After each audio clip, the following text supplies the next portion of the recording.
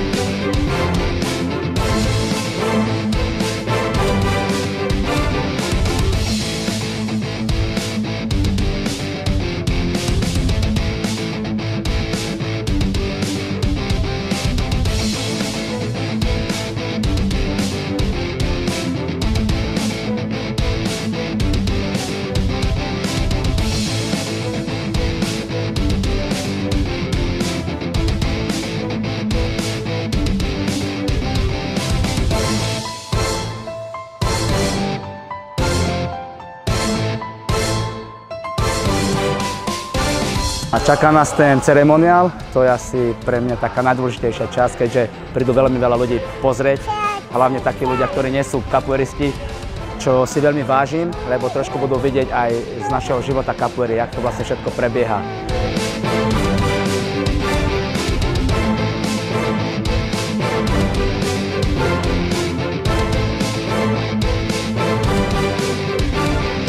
Je to proste zaujímavé, je tam akrobácia, tá brazilská kultúra, to by tak mohlo zaujať.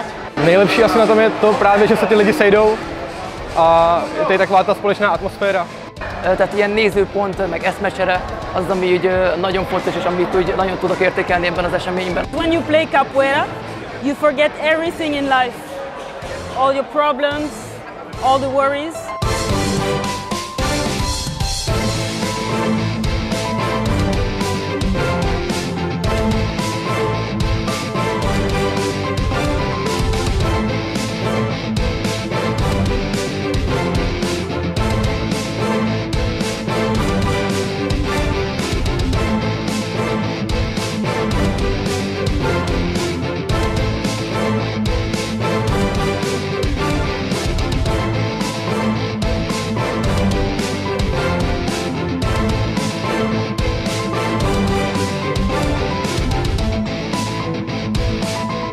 Akcia bola úžasná, fakt úplne veľké emócie, hlavne tí deti aj tí postihnutí ľudia.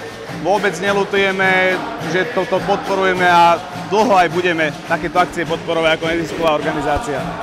Je to veľmi krásny šport, je to atraktívny šport, naozaj akože radosť pozerať ten šport. Je to už v podstate 4. alebo 5. ročník, ktorý podporujeme.